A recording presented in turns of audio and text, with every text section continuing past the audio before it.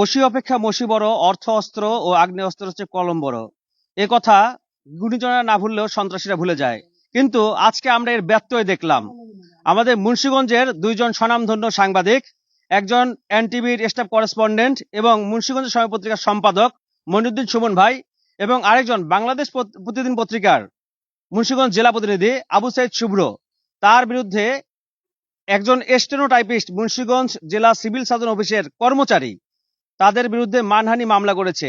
যদিও সেই কর্মচারীর বিরুদ্ধে সুনির্দিষ্ট অভিযোগ ছিল এবং তার ভিডিও প্রমাণ এবং তথ্য উপাত্ত নিয়েই তারা সংবাদ প্রকাশ করেছিল, এরপরও সে এমন ধরনের দুঃসাহস দেখেছে যা শুধুমাত্র দুইজন সাংবাদিকের বিরুদ্ধে মামলা না, এটা পুরো সাংবাদিক সমাজের কণ্ঠ চিপে ধরা সামিল। যে আমরা বারবার করে এই ধরনের অসাধু ব্যক্তিদের বিরুদ্ধে মানববন্ধন দাঁড়িয়ে আমাদের সময় নষ্ট করব না। আমরা প্রশাসনকে একটা মেসেজ দিতে চাই, যদি এই ধরনের অসাধু লোকদের পক্ষে যদি কেউ দাঁড়ায়, আমরা বলতে চাই মফস্বল সাংবাদিক যে কতটা শক্ত এবং কতটা গভীর, এটা তখন তারা বুঝতে পারবে যখন নাকি আমরা টোটালি প্রশাসনের কোনো ধরনের নিউজ প্রকাশ করব না। আর আমরা যদি নিউজে না যাই, তাদের আর তেল দিয়ে আর পত্রিকাতে এই ভালো কোনো প্রোগ্রাম আর তখন উঠে আসবে না। আমরা এমন অনেক করেছি।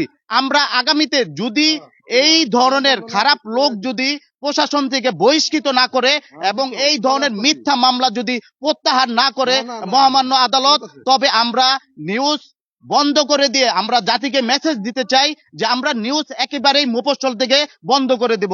আমরা যারা প্রফেশনাল সাংবাদিকতা করি, মাঠ পর্যায়ে আমাদের অনেক সময় বিভিন্ন সমস্যার সম্মুখীন হতে হয়। তার মধ্যে যেমন আমরা প্রকৃত নিউজটা যখন তুলে ধরি, তখন সেখানে আমরা বিভিন্ন মামলা হামলা এইসবের আশঙ্কে থাকি। সংবাদকর্মীরা দেশ ও জাতির স্বার্থে, জনস্বার্থে, জনস্বাস্থ্যে আমরা কাজ করি। আমাদের প্রতিবেদন করলে কারো পক্ষে কারো বিপক্ষে যাবে, এটাই স্বাভাবিক।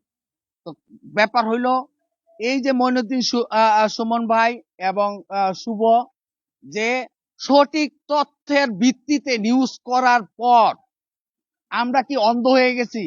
আমরা দেখতেছি তার সঠিক তথ্য আছে, ঘুষ গ্রহণের তথ্য আছে, তারপরে কিভাবে এই দুর্নীতিবাজ কর্মকর্তা সংবাদকর্মীদের বিরুদ্ধে মামলা দায়ের করতে সাহস দেখায়। আবু সাইদ শুভ্র ভাইয়ের যে মামলার থেকে তাদের আমরা খালাস চাচ্ছি এবং তাদেরকে সসম্মানে খালাস দেওয়া হোক, এবং এই মামলা যে করেছে তার বিরুদ্ধে প্রশাসন বিভাগীয় ব্যবস্থা গ্রহণ করবে। এই সাংবাদিকরা হচ্ছে জাতির অতন্দ্র প্রহরী। তারা অনেক কষ্ট করে বিভিন্ন জায়গা থেকে সংবাদ সংগ্রহ করে সত্য সংবাদ প্রকাশ করার চেষ্টা করে। সেই ক্ষেত্রে যদি প্রশাসন তাদের সত্য সংবাদের বিরুদ্ধে ডকুমেন্ট থাকা সত্ত্বেও যদি অ্যাকশন না নেয় সরকার, সেই ক্ষেত্রে তো আমাদের প্রতিবাদ করারই কথা। আসলে আমি এই ছোট একজন কর্মী হিসেবে, সংবাদ কর্মী হিসাবে, আমি কখনোই সাংবাদিকদেরকে আমি নিরাপদ দেখি নাই।